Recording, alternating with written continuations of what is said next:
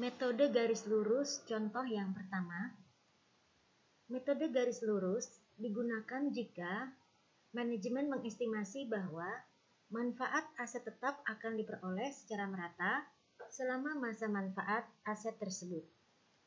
Beban penyusutan per tahun dihitung dengan formula berikut. Biaya perolehan dikurangi nilai residu dibagi umur manfaat ekonomis. Contohnya adalah diketahui harga perolehan aset tetap pada tanggal 1 Januari 2020 sebesar 100 juta rupiah. Nilai residunya adalah 5 juta rupiah dan umur manfaat ekonomis selama 5 tahun. Maka penyelesaiannya adalah sebagai berikut. Harga perolehan dikurangi dengan nilai residu menjadi jumlah yang dapat disusutkan sebesar 95 juta dan dibagi dengan umur manfaat ekonomi selama 5 tahun dan dihasilkan beban penyusutan per tahun sebesar 19 juta rupiah. Perhitungan penyusutan aset tetap tahun pertama kita isi di tabel ini di kolom beban penyusutan per tahun sebesar 19 juta rupiah dan akumulasinya di tahun pertama adalah 19 juta rupiah. Untuk menghitung nilai bukunya di tahun yang pertama yaitu dengan cara harga perolehan sebesar 100 juta rupiah dikurangi dengan akumulasi penyusutan per tahun yaitu sebesar 19 juta rupiah dan menghasilkan nilai buku sebesar 81 juta rupiah. Jurnal yang dibuat pada tanggal 31 Desember 2020 adalah beban penyusutan di debit dan akumulasi penyusutan di kredit sebesar 19 juta rupiah. Ini adalah nilai dari beban penyusutan per tahun. Laporan posisi keuangan menunjukkan aset tetap sebesar 100 juta rupiah, akumulasi penyusutan sebesar 19 juta rupiah, dan nilai buku sebesar 81 juta rupiah. Sedangkan laporan laba rugi di akhir tahun pertama menunjukkan beban penyusutan sebesar 19 juta rupiah. Perhitungan penyusutan aset tetap tahun kedua.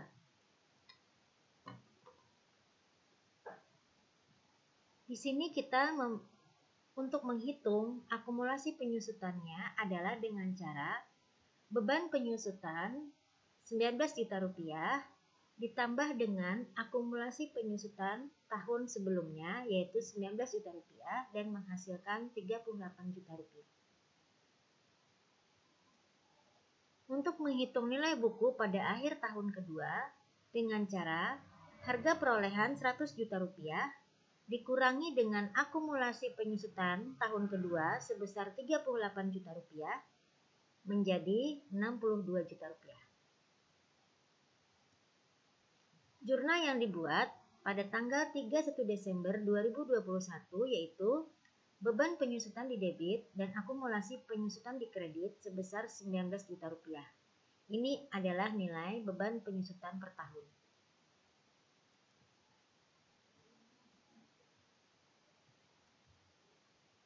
Laporan posisi keuangan per 31 Desember 2021 menunjukkan aset tetap sebesar 100 juta rupiah, akumulasi penyusutan sebesar 38 juta rupiah, dan nilai bukunya sebesar 62 juta rupiah.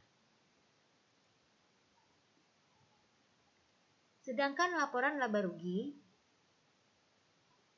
pada akhir tahun kedua yaitu sebesar beban penyusutannya 19 juta rupiah. Perhitungan penyusutan aset tetap tahun ketiga. Kita isi lebih dulu beban penyusutan per tahun untuk tahun ketiga yaitu 19 juta rupiah.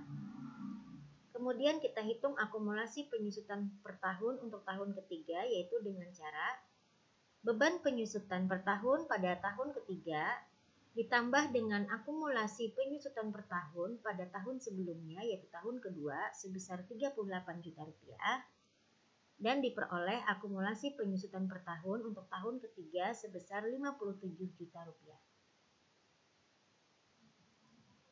Untuk menghitung nilai buku pada tahun ketiga yaitu dengan cara harga perolehan 100 juta rupiah dikurangi akumulasi penyusutan per tahun untuk tahun ketiga sebesar 57 juta rupiah dan diperoleh 43 juta rupiah. Jurnal yang dibuat tanggal 31 Desember 2022 yaitu beban penyusutan di debit dan akumulasi penyusutan di kredit sebesar 19 juta rupiah. Ini adalah nilai beban penyusutan per tahun. Laporan posisi keuangan per 31 Desember 2022 menunjukkan aset tetap sebesar 100 juta rupiah, akumulasi penyusutan sebesar 57 juta rupiah, dan nilai bukunya adalah 43 juta rupiah. Sedangkan pada laporan laba rugi, beban penyusutan sebesar 19 juta rupiah. Perhitungan penyusutan aset tetap tahun keempat. Kita isi lebih dulu beban penyusutan per tahun untuk tahun keempat yaitu 19 juta rupiah.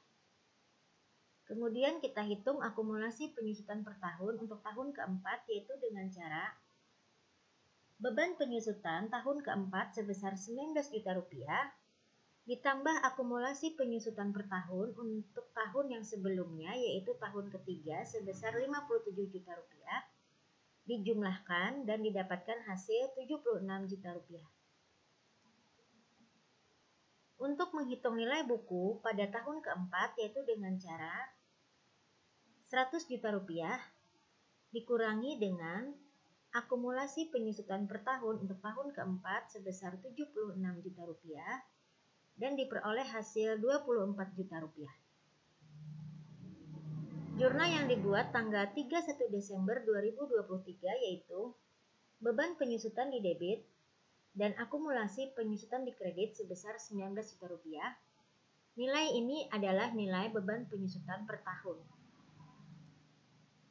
Laporan posisi keuangan per 31 Desember 2023 yaitu aset tetap menunjukkan nilai 100 juta rupiah, akumulasi penyusutan sebesar 76 juta rupiah, dan nilai bukunya adalah 24 juta rupiah. Untuk laporan laba rugi menunjukkan beban penyusutan sebesar 19 juta rupiah. Perhitungan penyusutan aset tetap untuk tahun kelima yaitu kita isi lebih dulu beban penyusutan per tahun untuk tahun kelima yaitu sebesar 19 juta rupiah. Akumulasi penyusutan per tahun untuk tahun kelima kita hitung dengan cara beban penyusutan per tahun untuk tahun kelima ditambah dengan akumulasi penyusutan per tahun yaitu dari tahun keempat sebesar 76 juta rupiah dijumlahkan dan hasilnya adalah 95 juta rupiah. Nilai buku untuk tahun kelima yaitu dengan cara harga perolehan 100 juta rupiah dikurangi dengan akumulasi penyusutan per tahun untuk tahun kelima sebesar 95 juta rupiah dan hasilnya adalah 5 juta rupiah. 5 juta rupiah terlihat nilainya sama dengan nilai residu.